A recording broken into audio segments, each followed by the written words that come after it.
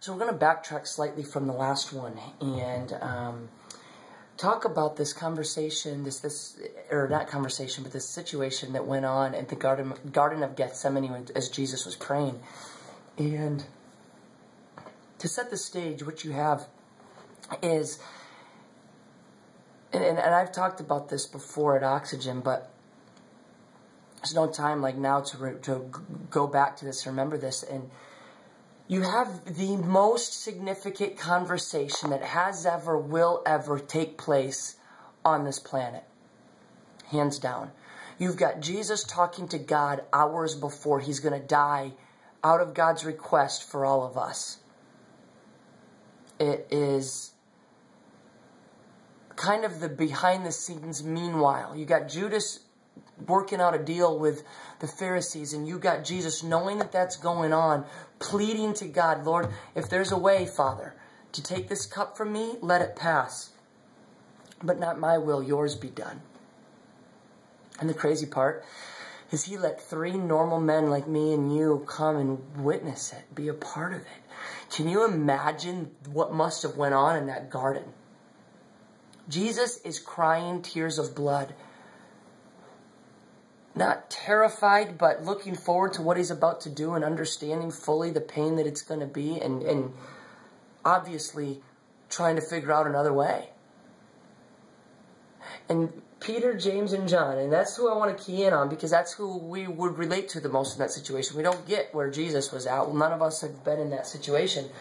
But Peter, James, and John, they're these normal guys that are sitting there front row of the most significant conversation to ever take place between Jesus and God, and they're falling asleep.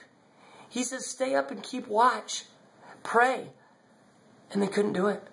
They kept falling asleep. They kept falling asleep. And he makes this profound statement that, if you would understand, will give you tremendously deep insight into how to kick your bad habits and build good ones. He says, the spirit is willing, but the flesh is weak. The spirit is willing, but the flesh is weak. This is Matthew 26.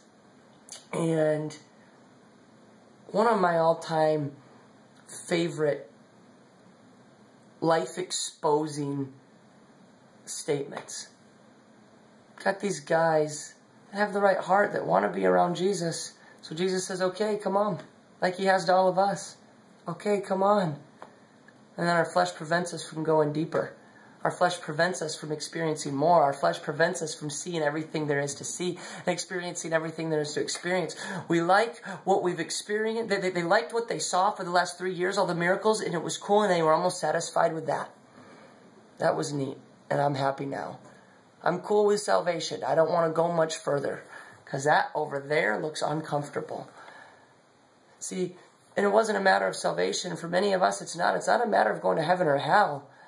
This is one of the statements that I believe to be profound that comes from this is Peter, James, and John were not risking their salvation. They weren't risking if they were going to go to heaven or not. What they were doing is they were missing out on heaven on earth.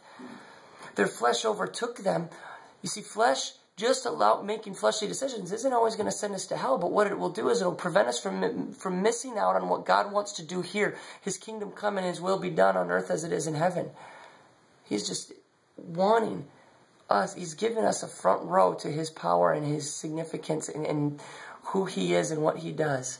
Now the question is, do we fall asleep on a daily basis? I know that I do, and it frustrates the crud out of me. And I got to bet that you do too. So let's learn from these 3 disciples. Let's not sit in the presence of God at a front row for the miraculous and miss out on it because we're too consumed with what our body and what we want.